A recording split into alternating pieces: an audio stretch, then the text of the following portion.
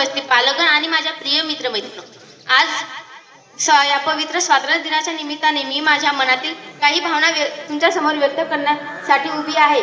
सर्वप्रथम भारतमातेच्या चरणी व देशासाठी हसत बलिदान देणाऱ्या सर्व लाखो शहीदांना माझे विनम्र अभिवादन। 15 ऑगस्ट हा फक्त एक राष्ट्रीय सण नाही, हा दिवस आहे स्वाभिमान।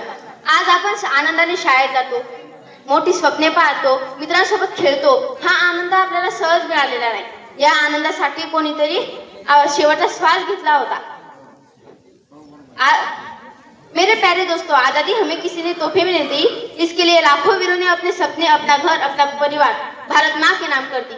अगर आज हम गर्व से कह सकते हैं मैं भारतीय हूँ, तो इसका श्रेय उन लाखों वीरों को जाता है। इसलिए हमें हमारे देश का हर पल सम्मान करना चाहिए। Freedom is our greatest strength, but it is also biggest impossibility. We must respect we national our people for work hard and brighter India.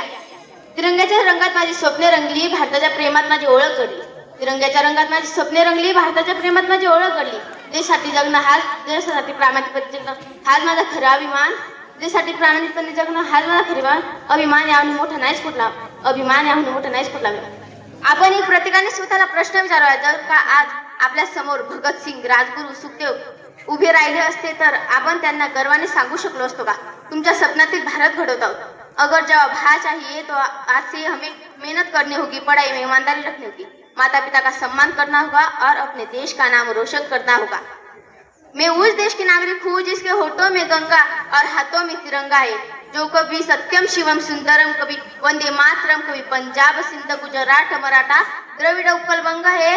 मैं उस देश की नागरिक हूँ जिसका जो हर ठुकराए हुए शरणस्थली बन जाता है, जो 7 समुद्र पार परदेशों को भी अपने ब्रदर एंड सिस्टर कहकर बुलाता है, वही प्रेम की पूज्य भूमि भारतवर्ष कहलाता है, भारतवर्ष कहलाता है। मी माझे 2 शब्द संपवते। जय हिंद, जय भारत, धन्यवाद।